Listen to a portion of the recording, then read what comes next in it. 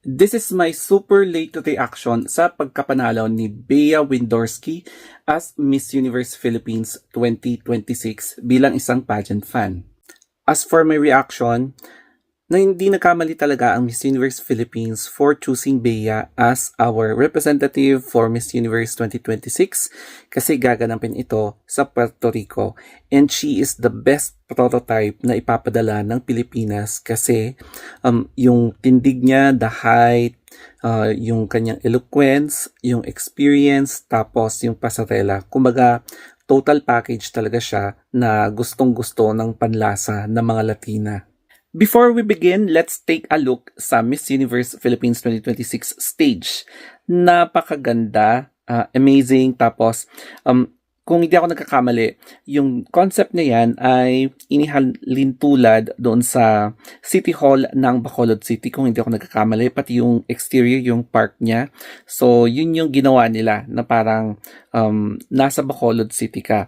So, it reflects yung heritage ng Pilipinas na pwede natin maipagmalaki sa buong mundo kasi ang daming spectators na nag-aabang sa Miss Universe Philippines Coronation Night. Kasi inaabangan nila yung mga kandidato natin and this is the perfect opportunity para i-showcase natin yung kung anong meron tayo. And eto naman yung kanyang winning answer. So the question is, many Filipinos are getting frustrated with the country. For you, why is it still worth it to represent the Philippines on the global stage? So ang pagkakaintindi ko sa answer niya, correct me na lang if I'm wrong, is yung kanyang pagiging makabayan na kung pwede lang, meron siyang magawang paraan para hindi na mag-abroad ang mga Pinoy, para hindi maging OFW, mga ganon. And kung kinakailangan gawin niya na isakatuparan yung advocacy niya, pwede siya maging public servant. So basahin natin, no? The Philippines is something and a place that I've been in love with my whole life. Correct me na lang sa hindi perfect na pagbasa ko, ha. So, I was identified as a Filipina first and foremost. I often had to point out where the Philippines was on a map to my peers and I always felt a sense of belonging and home.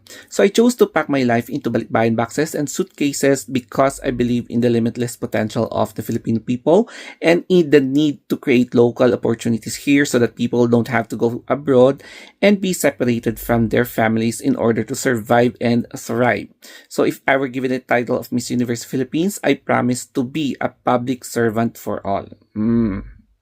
Here comes the exciting part, yung kanyang swimsuit. So basing from my observation or reaction, nagustuhan ko yung pagdadala niya sa swimsuit. Kasi kung i-compare mo sa mga previous na fashion shows, mga shows na nag-lead pose siya, nakinig siya sa mga handlers niya na i-control yung kanyang medyo magaslaw na galaw. So, nag-resonate yon during the finals night.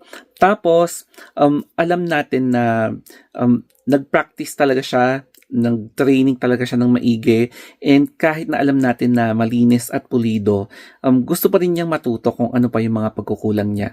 And that's, for me, what makes her a real queen. Kasi hindi yung pagiging perfectionist lang, kundi talagang nakikinig siya sa mga kung ano pa ang dapat na gawin at i-improve niya. Tapos, nalaman ko din na yung lead post ni Bea ay parang two reasons. Yung pagkakaintindi ko, correct me if I'm wrong. Yung una is by accident. Nung nasa Boracay sila na na-outbalance siya, kaya napaliyad siya. And secondly, i-execute sana niya yung gusto niyang post na parang na-inspire siya kay Paulina Vega, Miss Universe 2014. Kaya lang medyo na-outbalance siya, kaya napaganon talaga siya.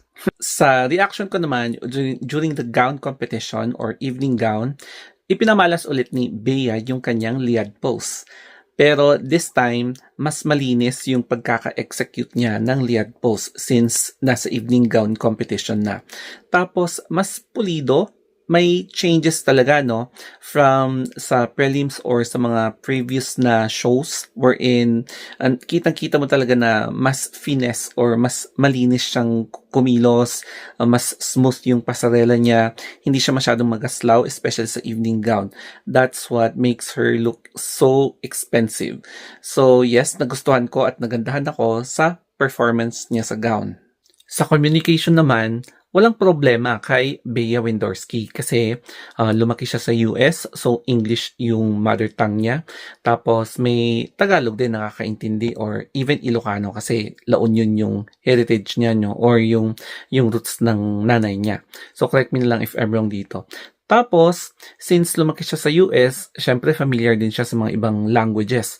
And especially now na representative siya ng Philippines, so sigurado meron siyang mga Spanish lessons before siya sasabak sa Puerto Rico.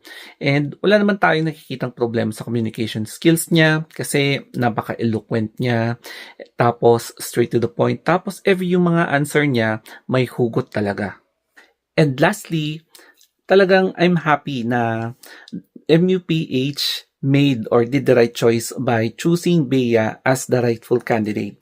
And marami ang nagsasabi na hindi lang base, binibase sa kung sino yung may pinakamagaling na sagot, kundi talagang tinitimpla kung sino yung karapat-dapat na isabak sa mga international pageants such as sa Universe, Supranational, Charm, or Eco International. Sa case naman ni Bea, talagang siya yung prototype, the perfect prototype na isabak, tsaka mas malaki yung chance ng Philippines na magkaroon tayo ng placement o kaya baka runner-up or even winner. And let's take a look some of the candidates na makakatunggali ni Bea, such as ni Venezuela. So, Venezuela is standing a blonde candidate and alam natin kung paano i-train yung mga isasalang sa Miss Venezuela tapos isasabak sa Miss Universe. Tapos, here comes Puerto Rico. So, kung if ever man na mananalo itong candidate na to representing San Sebastian sa Puerto Rico, tsak na medyo mabigat itong candidate para kay Bea. Kaya, watch out for this candidate ng Miss Universe Puerto Rico representing San Sebastian. So, that's it guys. Ito ang aking super late reaction sa pagkapanalo ni Bea. So, congratulations, Bea Windorski representing La Union or LU. Kaya, pasensya na, hindi ako masyadong nag-upload ngayon kasi medyo busy. Pero anyway, humabol naman ako, di ba? So, that's it guys. Thank you and have a nice day.